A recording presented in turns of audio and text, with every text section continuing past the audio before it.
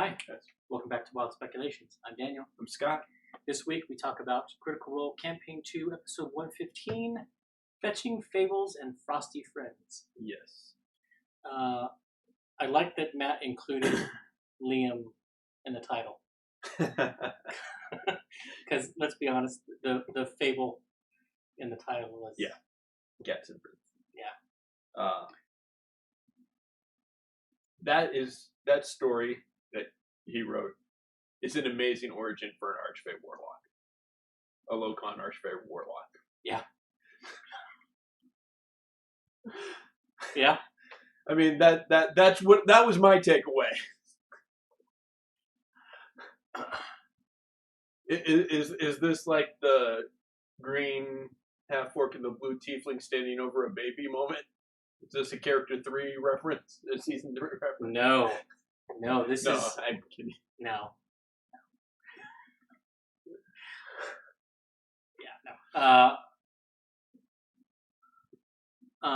But we begin with them starting out in their trek.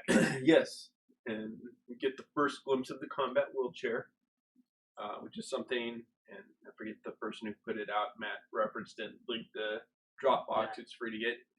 Really, really cool idea. Sam? I think I could. Sam, I'm so. probably definitely wrong. I greatly apologize. I should have looked up who it was. I think it's an awesome thing. Pretty sure it starts with an S name. I looked through it, and all I could think of is I want to build someone with this chair who's an armor artificer, like WizKid from, and the suit of armor connects with the wheelchair, and it's the wheelchair is the power armor. And yeah. I want to play that now. Like, that's all I could think of is, I want this to be my next character. Yeah. She's got 3 subclasses now, I think. Maybe 4. I think so. Yeah. And this is just a piece of equipment. Yeah. I'm just looking it up real quick if you want to, because I don't want to not give her credit. But, so, one of the things I wanted to talk about tonight is how did Jester get her sketchbook back? Because at the end of the first day of travel, the same way Sprinkle's still alive. So at the end of the day, they rolled nothing on the random encounter table, and so Ford says, "Can you make me a map?" And Matt makes a roll, rolls a 2. And,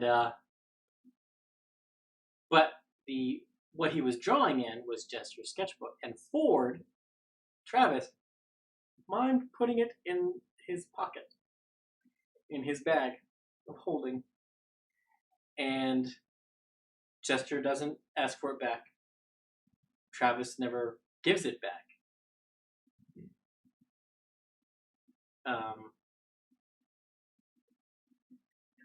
And 2 days later, when they are fighting a Yeti, she pulls it out to show the one with the journal. So, my question to everybody is, how did Jester get it back? The same way Sprinkle survived the necrotic damage from the green gemstone on the pedestal, which is a direct reference to Dragonlance. Got fucking Param written all over it.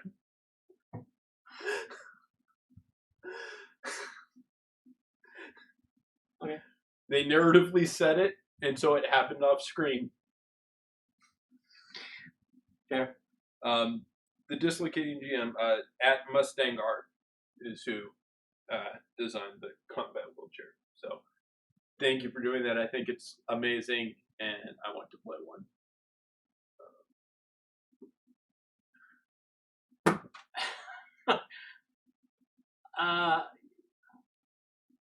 I don't think it's that everyone is afraid of Laura.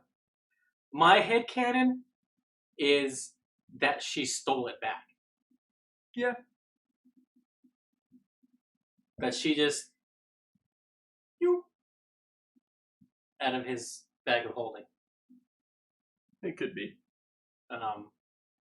Just because that also presents the possibility of other things that she could maybe take, or have taken, or planted.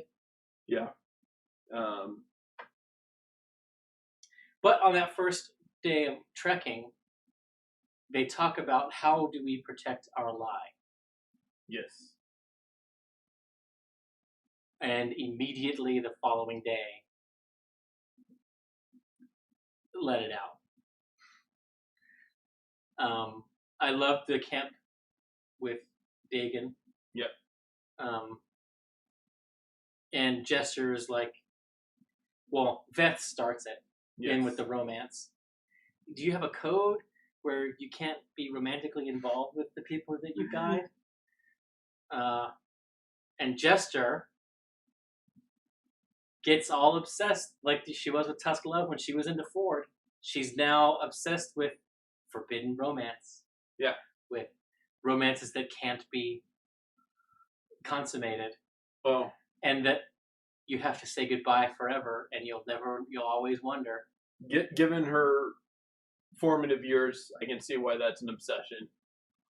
Okay. You know, and I really like the part where they're like, "Are we the worst party? Are we, who's the worst?" And he goes into this thing about 12 singing dwarves, and he feels bad for the halfling they drug along. Does that mean Dagon is Bjorn?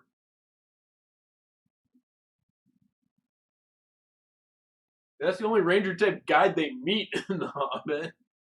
Is he gonna pull a werebear?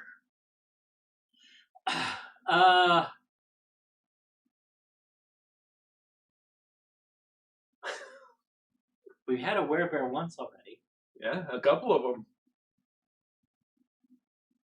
I don't know. That's just where my brain went. If he let them, is he Bjorn? I hadn't thought about it. I think that was, in part of me, that was just Matt making. Yeah, I'm sure it was, but that's the logic my brain led to. Sure.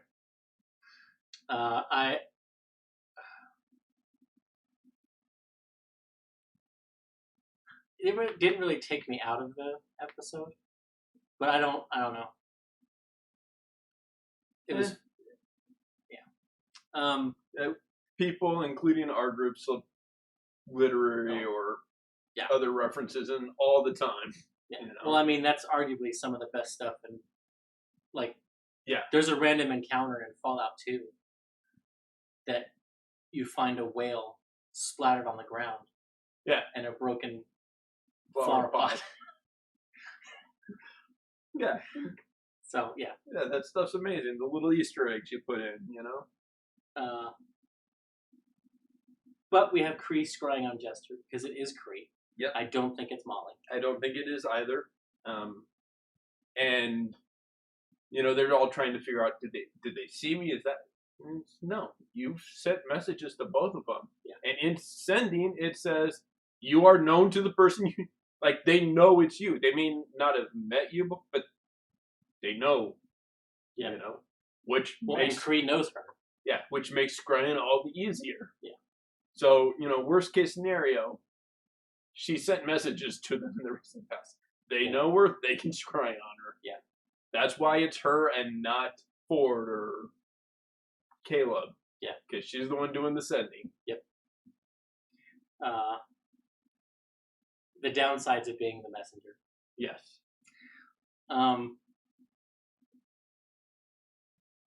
But Matt very kindly reminds them that they have a witness. Because as they are talking about this, Dagon's like, I don't know what you guys are mixed up in. Yeah. Don't quite understand what you're talking about. And it's like, oh yeah, you're here. Kind of thing. Earmuffs. Right?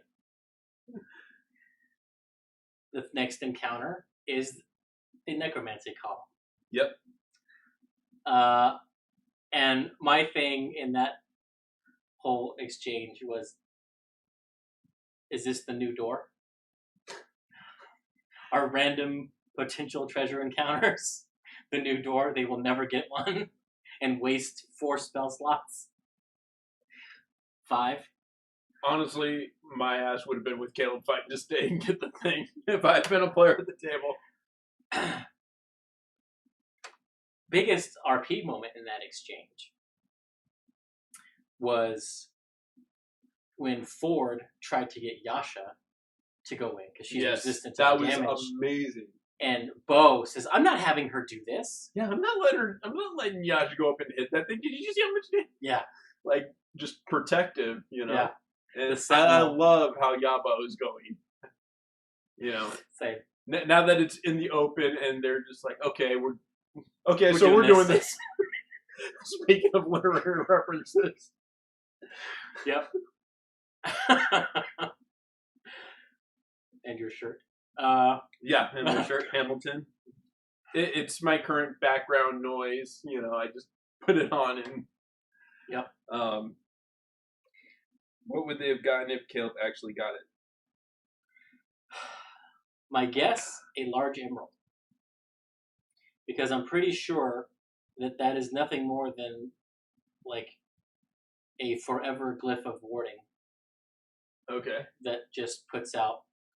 So you think that it was coming from the pedestal, not the emerald? Yeah. Okay. I think the emerald is the focal point. Okay. Of the enchantment, just like all the other gems. Yeah. That other people ripped out were the focal points for the abjuration. I think the gem is. So they just chip it out. It's just going to be an emerald. Fair enough.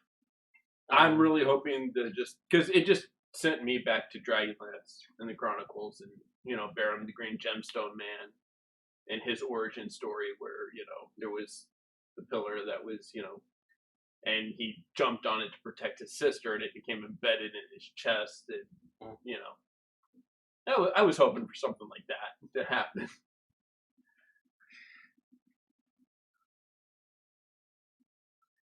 Maybe that was the solution. Perhaps. Because the 26 didn't pull it out. Yeah. Okay, so Liam, on your way back, or intern who's watching. No. Coffinator, are you the intern? No.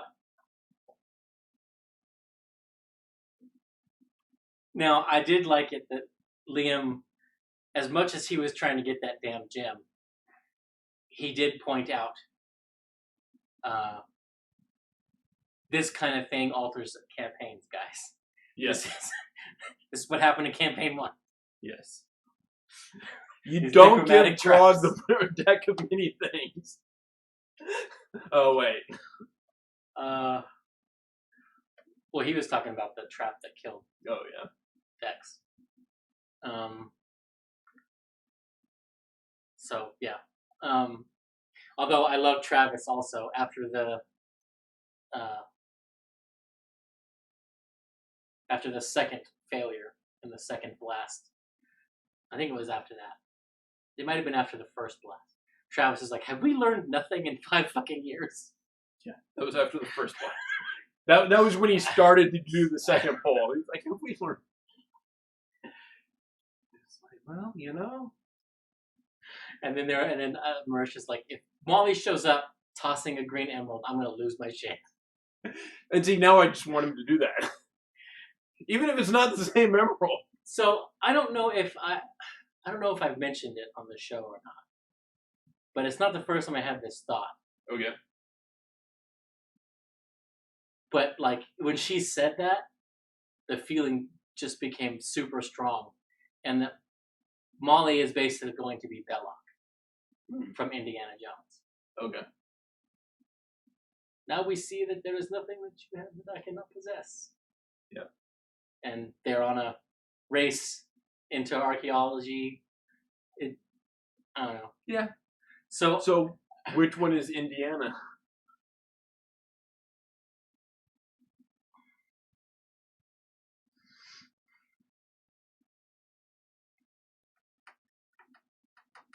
Ford?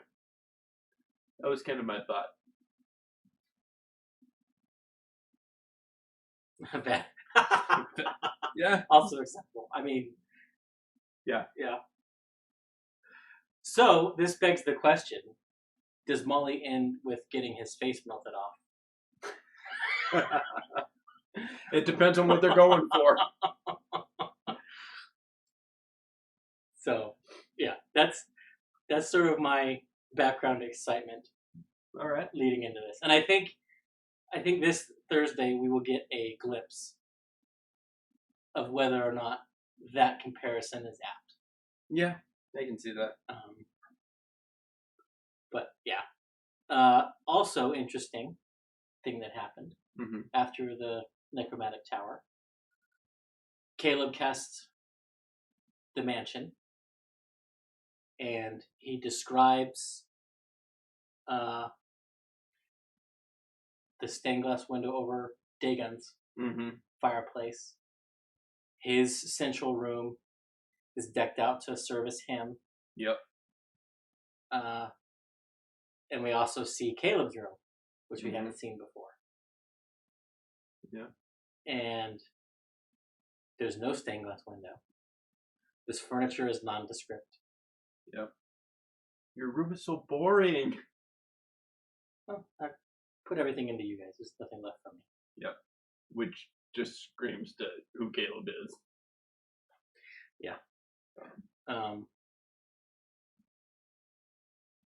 And we get Bo reading the letter, not really poem. Yeah. The poem was scratched out at the top. Yeah. And that got me. Yeah. And another channel, one of the channels who does edits, cut just Yasha's letter and just Caleb's story time together, and it's only it's a little less than 16 minutes. Oh wow! And I'm like, wow, 16 minutes.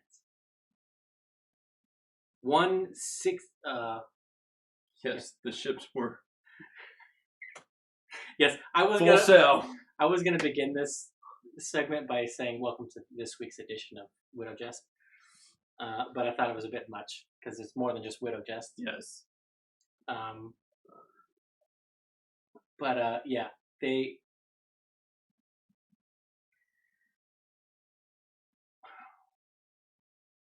I'm kind of surprised that Bo didn't go to Yasha that night or the following night. And I just wonder. Yes, Nico, correct. And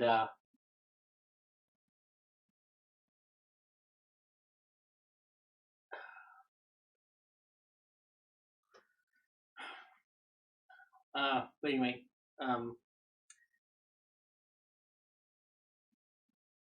Caleb. So, getting back to Caleb's story. Yes. I think he wrote that specifically to appeal to Jester. Oh yeah. She even draws connections to the Traveler. Yeah. Well, and the kid who's stuck inside. Yeah, and the mother that goes to work. It's all like he put enough of the cat themes and to justify it being formative for Caleb. But I think he wrote it for Jester. Yeah, I 100% agree. And which is almost unfair.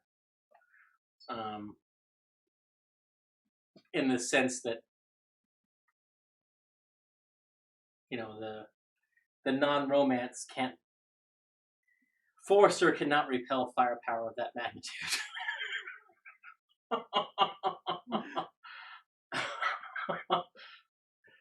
Yeah.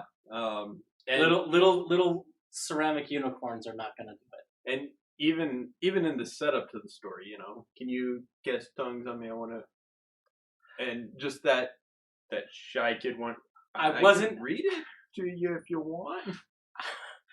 I wasn't going to bring up the tongues thing, but that was definitely Jester flirting. Yeah.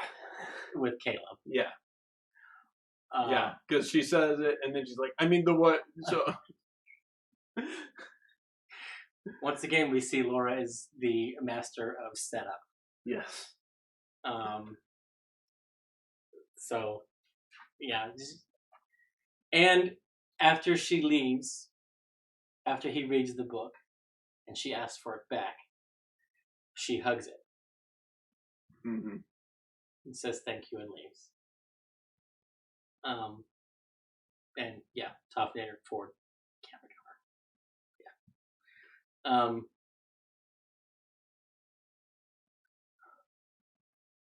I don't know. I mean, Liam recognized the dangerous precedent that he has set. Because he's like, now nobody asked to read the transmutation book. Yes. Especially when he admitted to having written it that day. Yeah. Yeah, because honestly, that would have been my question. If he hadn't, like, I want to study this book. Can you? Damn it. Let me order something from Wish real quick.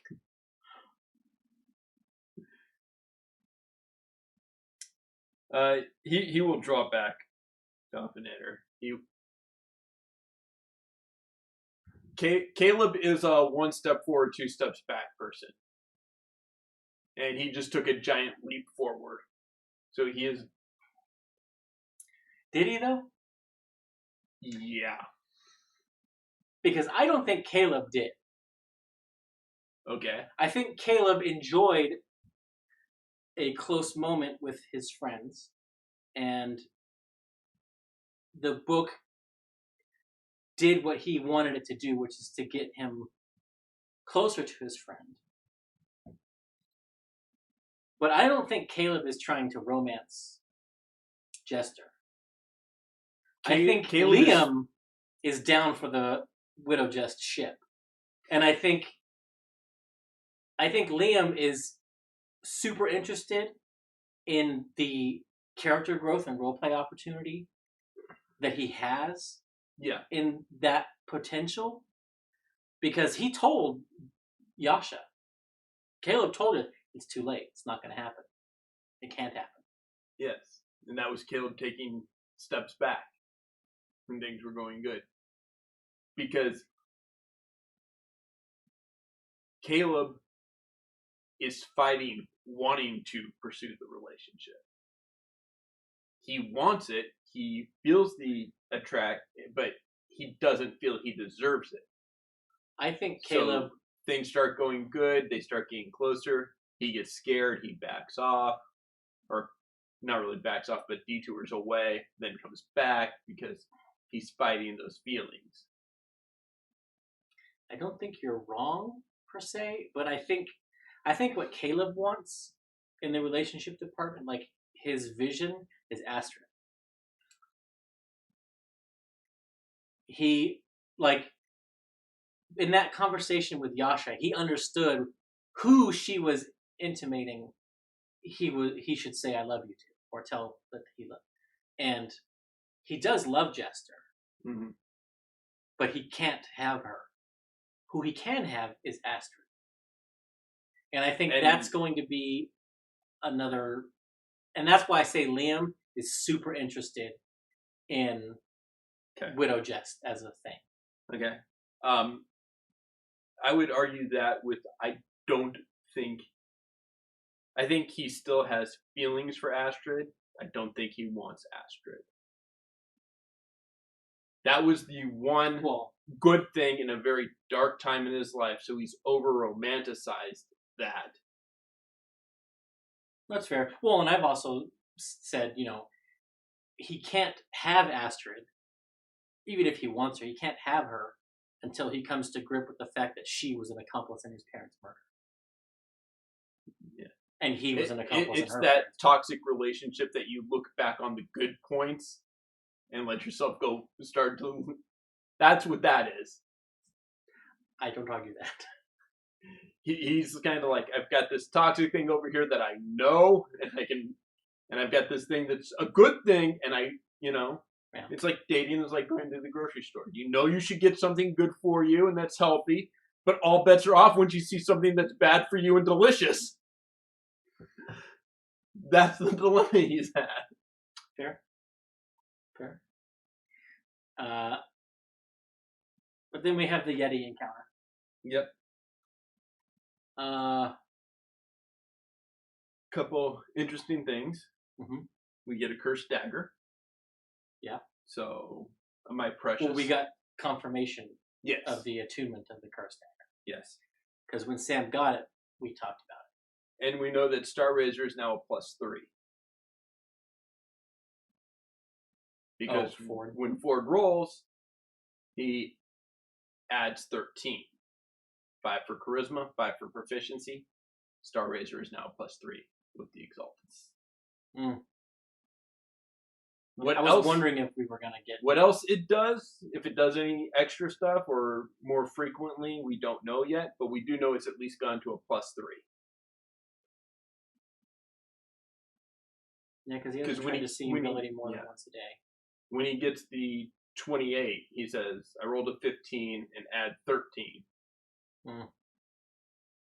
I missed that. So.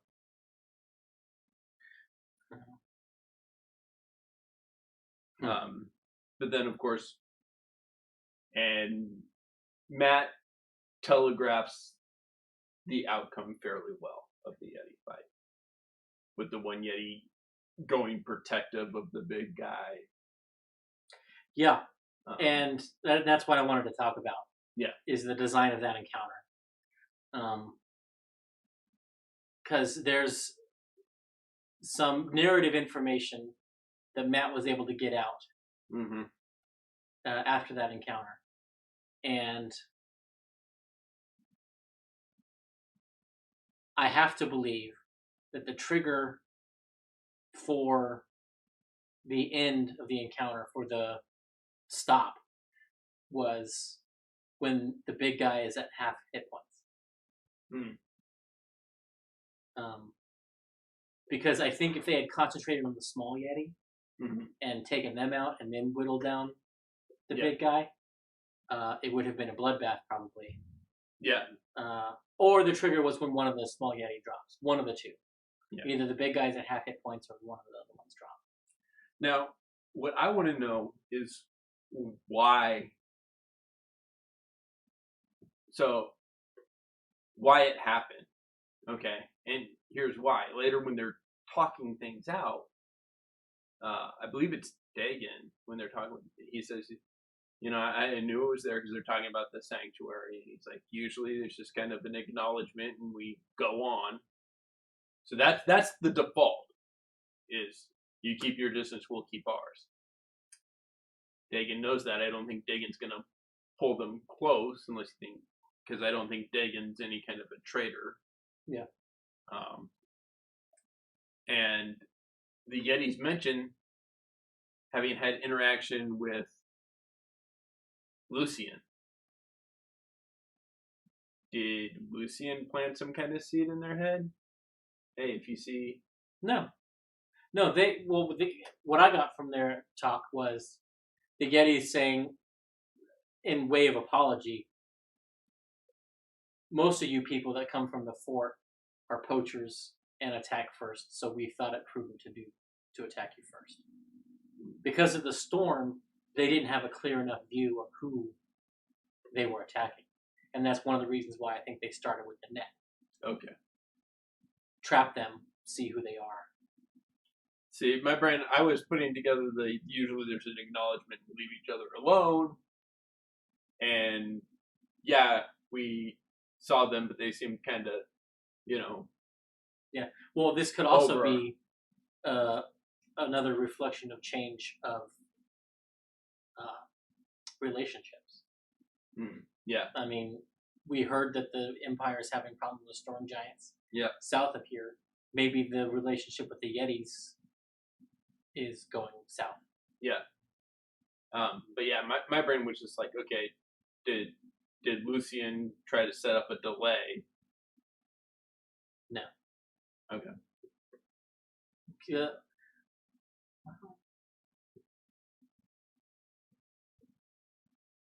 Shit.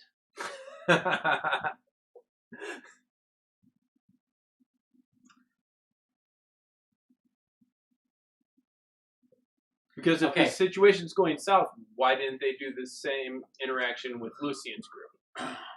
Well, they did. No.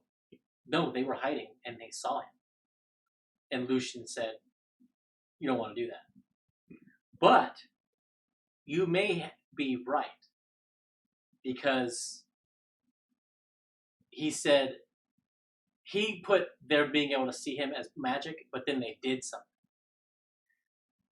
So the do something may have been a guess, suggestion. Yep. So yeah, both of which would be on a cleric spell list. Yep. So yeah, you might be right, because they did not get clarification from the Yeti as to what magic they did. Yeah. They asked, but then someone else asked another question, and the conversation went on to that. Yep. So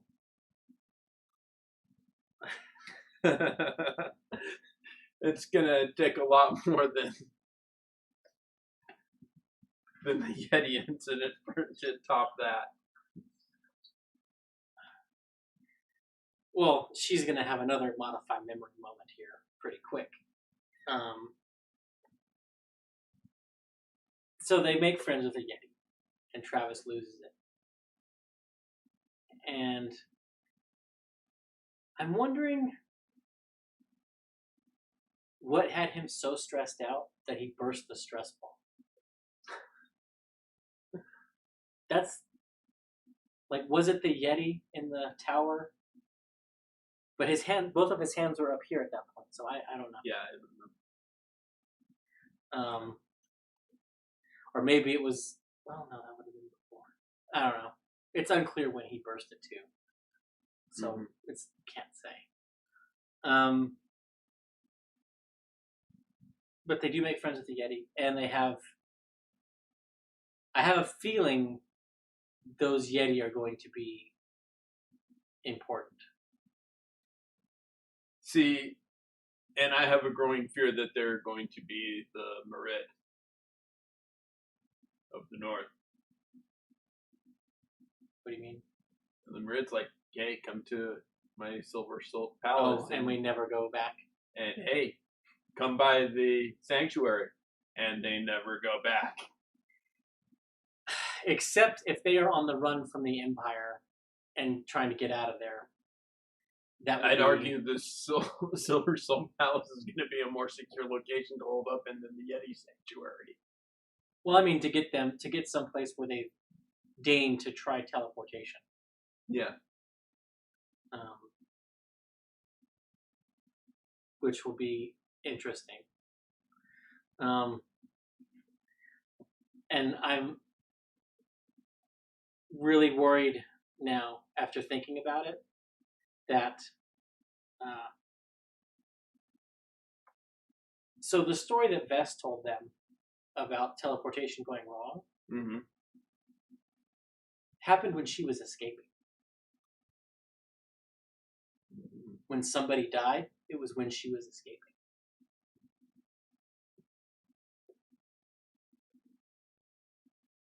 I am terribly afraid of Jester or Caduceus having to use Word of Recall. Yeah. Because the party's shattered. And they use it, teleport, and half the party dies. Or more. And that's how we end campaign 2. I hope not, but I couldn't stop thinking about it. Just one at the chateau and one at the lighthouse, kneeling, hands covered in blood, party members strewn about them. Well, and from what Vess's story, it sounds like it's more like there wouldn't be much bodies to hold. Yeah. It turned inside out. and exploded.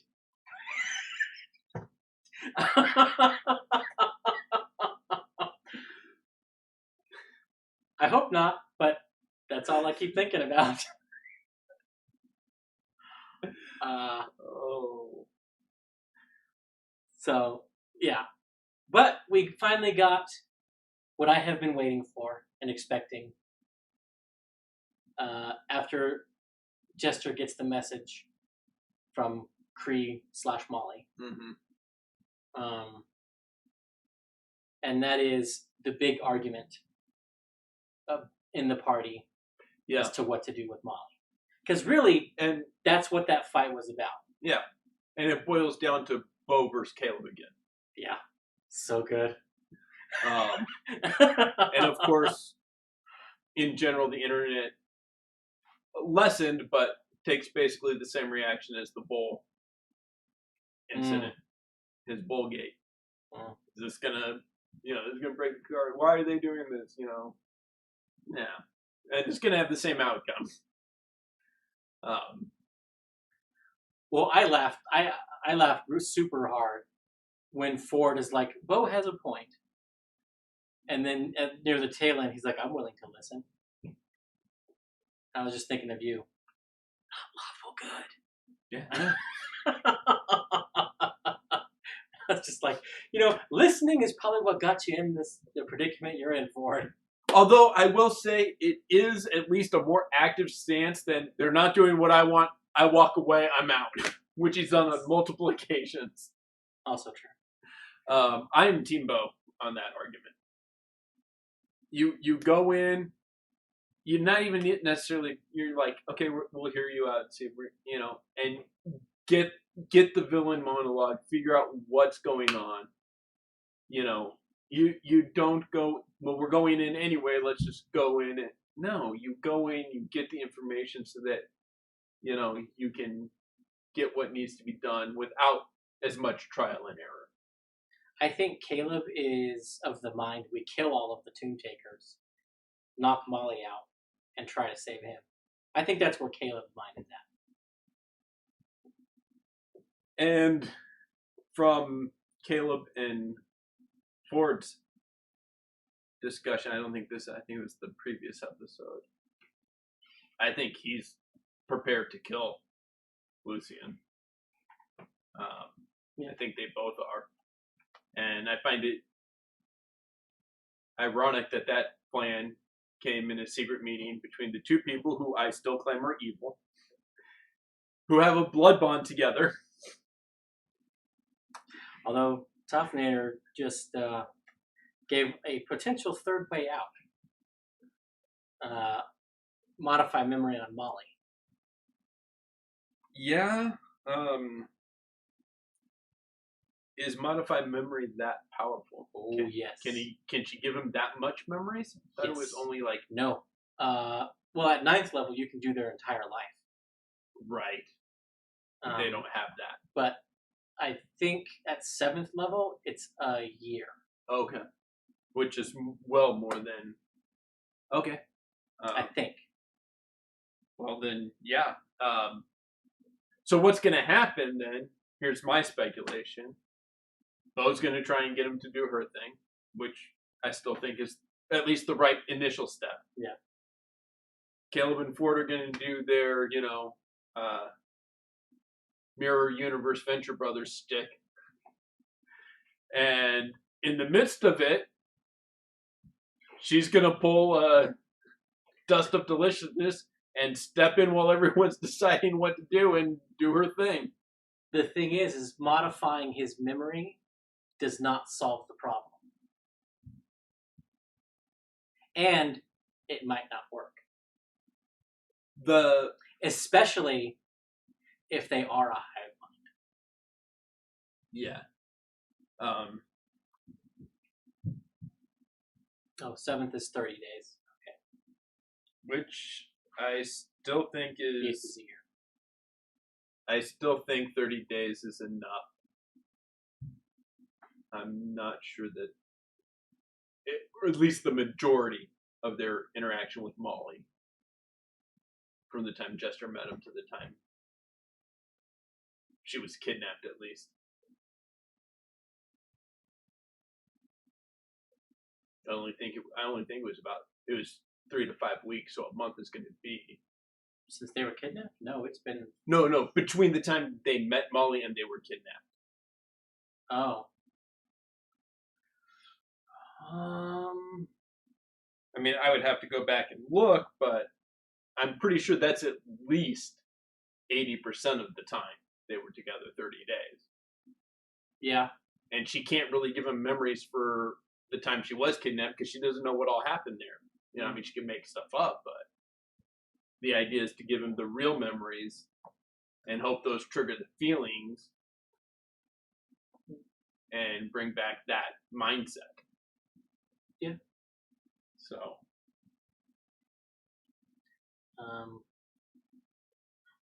Yeah, it is definitely a Hail Mary play, but let's be honest, that's, 90% of their playbook.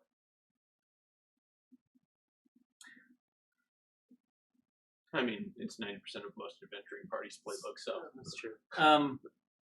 So yeah, I think Bo wants to go in and do the undercover cop thing. Penetrate the network. Yes. Find out what they're doing. Get as much information as possible. And possibly start taking them out. Yeah. One at a time. I think Caleb wants to kill them all and let the gods sort them out. Yeah, he wants to go in fireball blazing. Yeah. And I think Jester and Yasha don't want any of that. And I am eager for the moment of choice, for the inflection point of Thursday, because one of two things is going to happen. Well, okay, there's a third possibility. It's very remote, which is they don't join Lucian and they don't kill him, and they just go their separate ways. Give up on this whole Aor thing and go do something else. I don't think that's going to happen. That's not going to happen. But it is a possibility.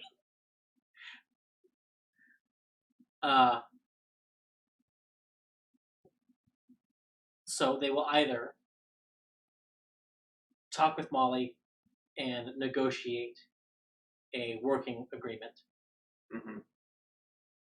to travel and investigate together, or they will fight.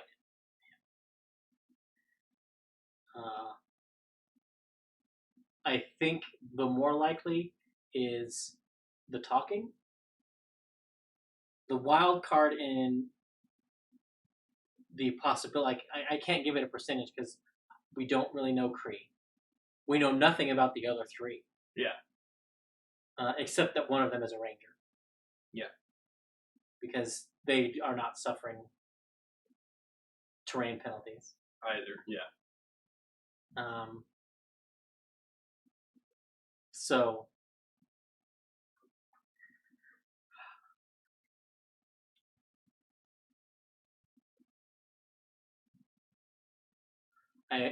if Matt really wanted to be like mean, their ranger will be a Gloomstalker.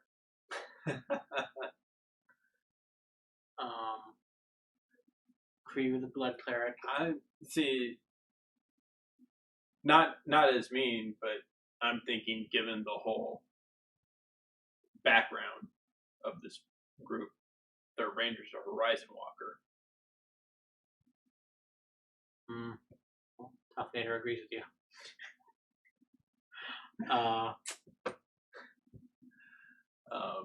Yeah.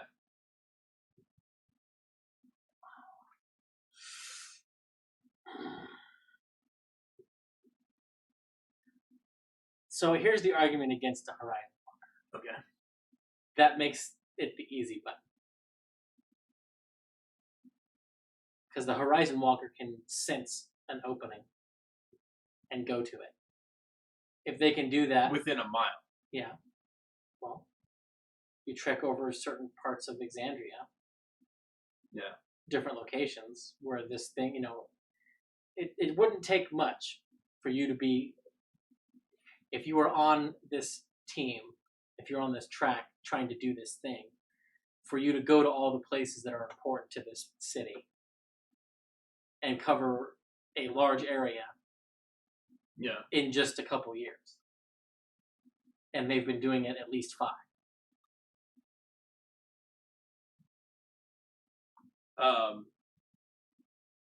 That's why I say it's probably not a Horizon, because that's the easy. I mean, that's the there. Hey, there's a portal over here. That's a good argument. But I mean, he may not have been looking for anything while he wasn't with Lucian. It's fair. And they've still got to trek through this wilderness to within a mile of this portal to know it's there. And you've still got the danger of getting lost and everything.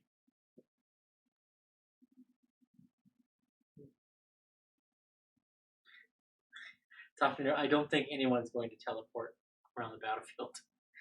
At least no one who has been in the North and knows anything about the oddities of magic, which I'm still waiting for us to see. I really want to see someone fall and not be close enough, and Jester has to use Dimension Door to get to them to save them. I don't. Just to see what happens. Let's just peek down that rabbit hole for a second. Oh no.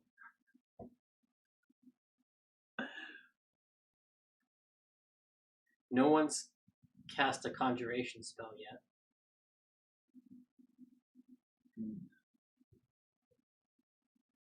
Telekinesis is evocation, correct? Transmutation. Okay. No, the mansion might be. Mansion is conjuration. Yeah. Okay, so it's not conjuration in general. I don't know. We'll see. We'll see. So yeah, I think that will be. It may just be long range teleportation, Topinator. He said he didn't even think of Dimension Door. I thought of it because it's one of her domain spells. Yeah. So she's always got it. We haven't seen her use it, I don't think, since the Pine King's scene.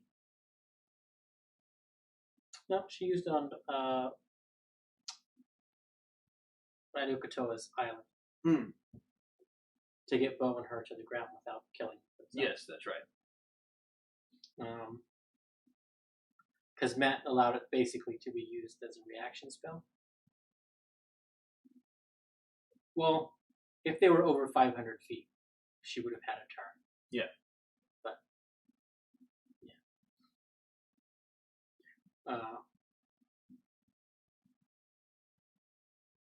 So yeah, we'll see. I really, and I don't think she'll cast it up here because of the warnings that Vess gave them about teleporting. I think if it's in the moment and one of the party's life is on the line, especially if it's Bo, Ford, or Caleb, she will definitely use it. If that's the only way she can get to them. Or if that's the quickest way to get to them. Yeah, maybe. Although I just thought of... So, if things begin to break down, the first thing Lucian or somebody do it, if you are right, and they made those Yeti do something, and I am right in my speculation of which spell they used,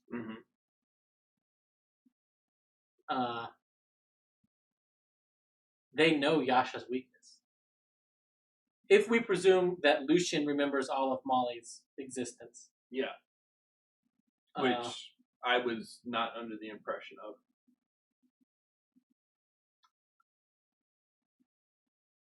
It does seem like I have to argue, I have to agree. It doesn't seem like he knows that, but they have been able to be watching, Yes. and Kree would remember meeting all of them. Mm-hmm. So Kree would have some idea of who the lowest wisdom person is. Mm-hmm. First round, Joshua gets mind control.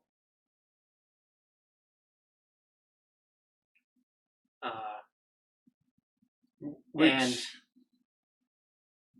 I want to see what Bo does when that happens. Yeah. Yeah, that is the downside of having a barbarian in the party. Yeah. Or the balancing effect, I should say, of having a barbarian in the party. Well, I mean, that would even the odds. Talking are correct, but To be fair, Bo is a tank as well. yeah, Bo's an avoidance tank. She's the AC-21 tank. I think if it happens, we see Kree get murdered by Bo's bare hands. If it's Kree, it may not be Kree. Right. I mean, you take out the person who cast the spell, they don't got to make the save. Well, unless it's Geas. Oh, true. Because that lasts. Well, how long it lasts depends on the level you cast it. Right. It's, I think, anywhere from 24 to indefinite. Yeah. 24 hours to indefinite. Yeah. So, Protect Molly might be the command under Aegeus. And is she going to take the... What I want to see is some of the blood curses. Yeah, if he remained a blood hunter. I think he did because I think... because they were talking about the splinter. I think he was a blood hunter to begin with. Okay. He may have not been a ghost hunter. He may be like Caleb, he was an evoker wizard, now he's a transmutation. Yeah. He may have been another type of, and if he was the warlock. Yeah. If he was the warlock one, he has spells that, 7th or 8th level is a year. Thank you. One of my favorite is Curse of the Fallen Puppet. Oh, that person went down? Oh, they're going to pop back up and take a round of attacks that I decide who they attack. Hmm.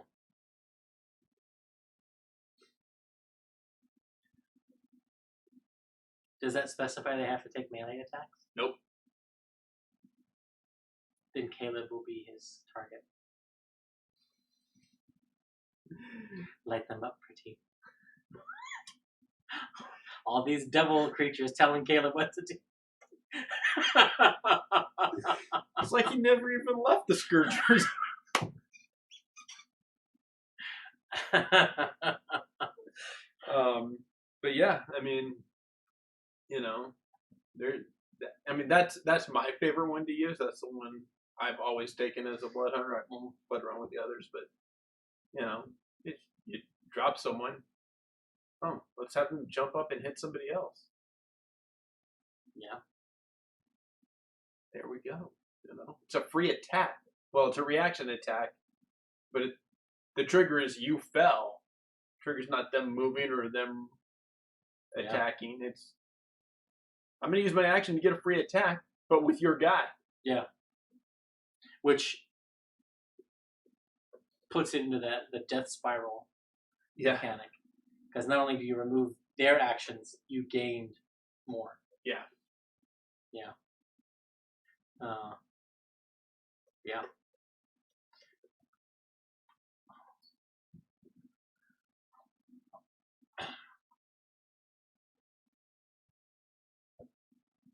And I think if he is still a blood hunter, which I don't really have any doubts about. I mean, he could be, but I mean, the fight could also end with the Nightmare and Ivory showing up and eating everybody, but that's probably not going to happen.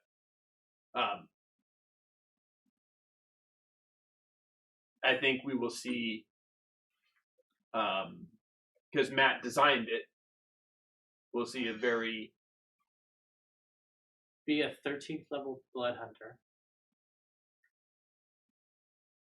If it was just Molly in that room with Vess, he could have blood cursed her, made her blind, empowered it, and if he has Mage Slayer, well, that gives him a reaction attack. No, if he's got Mage Slayer, and there's also a blood curse that is essentially hold person, that essentially lets you hold person on someone. Should make it hold person. Now you're really easy to kill. Yeah. Every hit's a crit. Yeah. So yeah, it would be very easy for a 13th level blood hunt. Well, not very easy, but it would be at least as easy, if not easier, for a 13th level blood hunter than most classes. Yeah. To do that.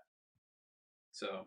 In Toughenator, I believe, well, she prepared Cure Wounds the day before with the Yeti fight. And with them expecting to see we skipped over that bit, but so my guess is yes, she prepared Cure Wounds. Especially if knowing that they're closing in on Molly and what this is gonna do, I'm sure she's at least got it somewhere.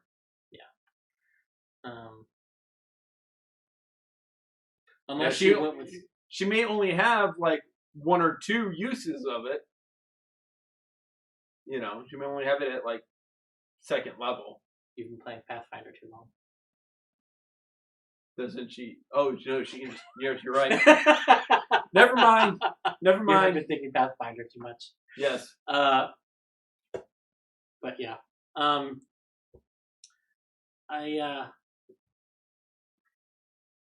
To me, if she didn't prepare Cure Wounds, she prepared Healing Word. And really, like, Healing Word fits more in her playstyle. Yeah, she probably has Healing Word and Revivify. Yeah. And she'll like Caduceus take care of the big heals. Spiritual Weapon, Spiritual Guardian.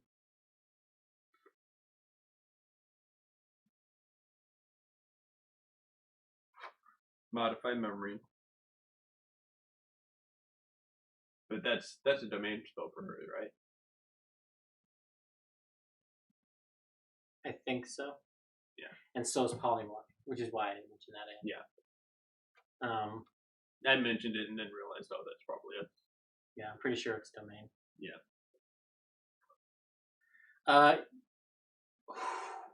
That's a tough one, Toughenator. That depends on who takes the lead in the conversation. Actually, it depends on how much Matt has in store for them between the entering the cave and getting down to them. Because getting down into these places is never simple. My call is we at least have initiative rolled and then go to break.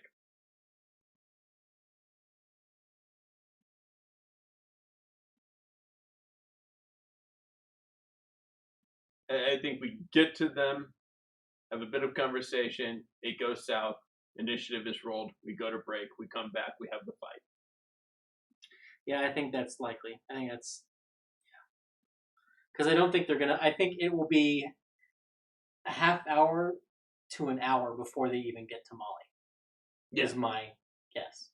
Yeah, and then we have half hour, 45 minutes. Yeah, because Matt's going to turn up the tension. Because the way he stopped it, it sounds like he's got, okay, so what's your marching order? Yeah. He's definitely going to try to expend some resources. Yeah. Yeah, for sure. But we will have to see on Thursday. As far as an encounter, yeah, maybe. Probably a hazard or a trap, more likely. Yeah, I think, yeah.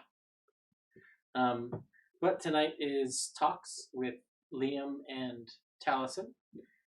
We will see you guys next week.